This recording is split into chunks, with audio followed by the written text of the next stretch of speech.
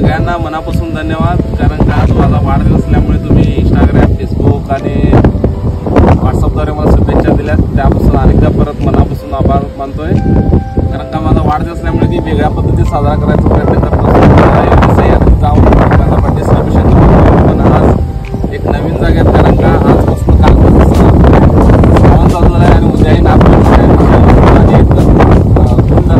ऐतिहासिक कुंडाकडे मी व्हिजिट करणार आहे। ती कुंड तुम्हाला नक्की पुढच्या व्हिडिओ दाखवणार।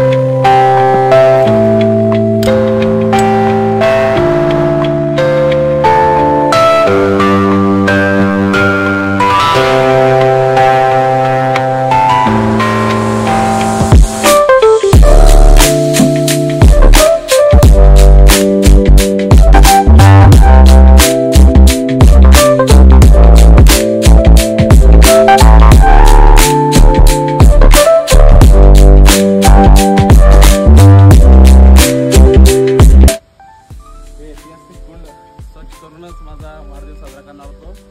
मी मगाशी बोललो होतो की ही कुंडाचा इतिहास कुणाला जास्त माहिती नाही, पण ते बांधकाम बघितलं तर ते पांडवकालीन असणार।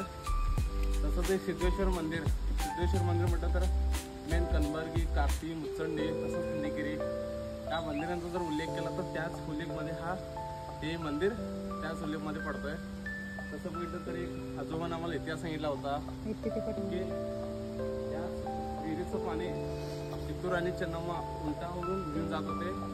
तसंच त्या विहिरीचा जर विचार केला तर आतून जिवंत पाण्याची झरे आहेत, ती तुम्ही कधी व्हिजिट आल्यानंतर बघू शकता।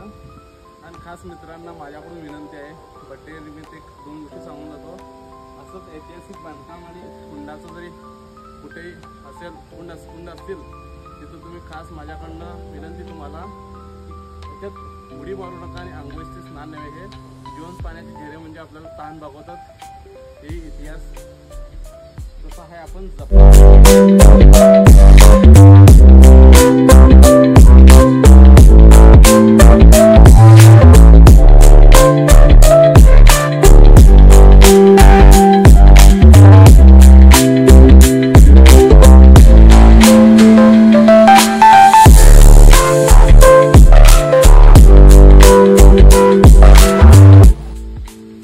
आल्याबरोबर एक आजोबांची भेट झाली आपल्याला।